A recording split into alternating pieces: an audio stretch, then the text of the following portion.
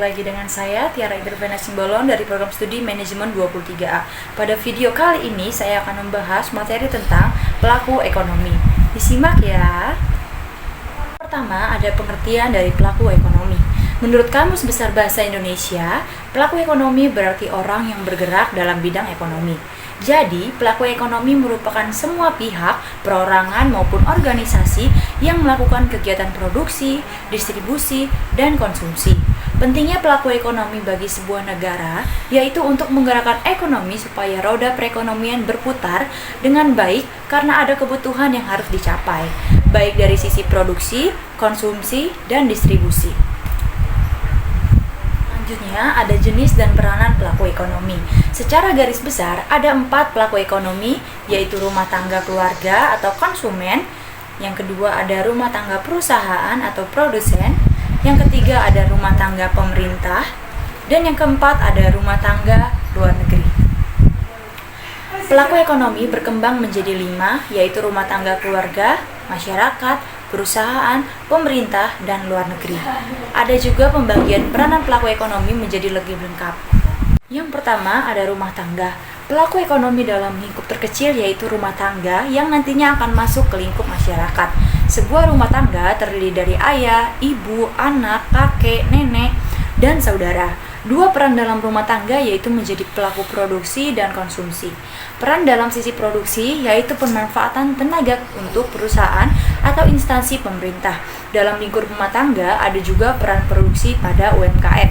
Sementara itu, peran rumah tangga dari sisi konsumsi ada di pemanfaatan produk berupa barang atau jasa untuk pemenuhan kebutuhan. Yang kedua ada masyarakat. Selanjutnya, lingkup yang lebih luas dari rumah tangga yaitu masyarakat. Peran masyarakat sangat penting untuk kegiatan ekonomi, baik dari sisi konsumsi, produksi, maupun distribusi. Ini karena masyarakat bisa jadi tenaga kerja produksi, konsumen produksi, atau jasa, hingga tenaga distribusi. Yang ketiga ada perusahaan. Sama seperti masyarakat, perusahaan juga punya 3 peran dalam ekonomi, yaitu produsen, distributor, dan konsumen. Peran utama dari sebuah perusahaan yaitu keempat, berlangsungnya produksi, supaya produk yang diproduksi bisa sampai ke tangan konsumen. Sementara itu, peran perusahaan jadi distributor yaitu untuk memasarkan dan menjual produk. Kemudian, peran konsumen pada perusahaan yaitu proses pembelian bahan baku produksi untuk memenuhi kebutuhan. Selanjutnya ada pemerintah. Ada peran pemerintah dalam membuat kebijakan-kebijakan untuk mengendalikan perekonomian negara. Sebagai regulator, pemerintah berperan membuat kebijakan moneter, fiskal, dan kegiatan lainnya dengan negara lain, seperti impor dan ekspor. Pemerintah juga membutuhkan barang dan jasa untuk menjalankan tugasnya, sehingga pemerintah bisa masuk ke peran konsumen. Pemerintah juga menghasilkan barang dan jasa untuk kemakmuran rakyat. Inilah peran pemerintah sebagai produsen. Sebagai distributor, pemerintah melakukan kegiatan penyaluran bantuan seperti BOS, BLT, dan lainnya. Yang kelima ada luar negeri. Selain pelaku-pelaku ekonomi dalam negeri, negara lain juga berperan untuk perekonomian sebuah negara dalam memenuhi kebutuhan. Kegiatan ini mencakup impor dan ekspor, investasi, pertukaran tenaga kerja, hingga pemberian pinjaman kepada negara lain. Keenam, yang terakhir ada lembaga keuangan. Ada pelaku ekonomi yang membantu peningkatan perekonomian suatu negara yaitu lembaga keuangan. Peran lembaga keuangan yaitu menghimpun dana masyarakat dalam bentuk simpanan dengan suku bunga deposito, misalnya tabungan, sekolah, deposito, tabungan berjangka, dan tabungan haji. Selanjutnya kita akan masuk ke dalam kegiatan-kegiatan pokok rumah tangga konsumsi.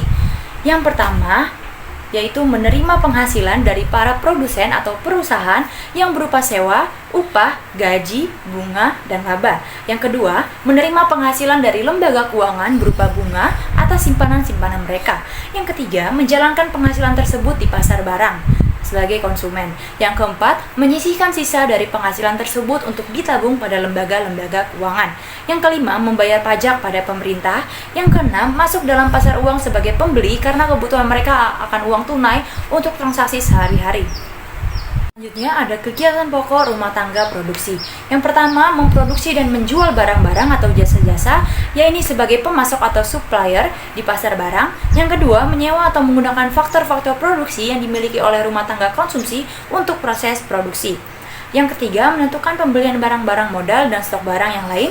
Yang keempat, meminta kredit dari lembaga keuangan untuk membiayai investasi mereka atau pengembangan usaha mereka. Yang kelima, membayar pajak atas penjualan barang hasil produksinya. Dan yang selanjutnya ada kegiatan pokok masyarakat luar negeri. Yang pertama, menyediakan kebutuhan barang impor. Yang kedua, membeli hasil-hasil barang ekspor suatu negara. Yang ketiga, menyediakan kredit untuk pemerintah dan swasta dalam negeri. Yang keempat, masuk ke dalam pasar uang dalam negeri sebagai penyalur uang atau devisa dari luar negeri, peminta kredit dan uang kartal rupiah untuk kebutuhan cabang-cabang perusahaan di Indonesia. Yang kelima, sebagai penghubung pasar uang dalam negeri dengan pasar uang luar negeri. Sekian materi yang dapat saya sampaikan, semoga dapat bermanfaat dan jangan lupa klik tombol like, subscribe, and komen di bawah, and see you on the next video.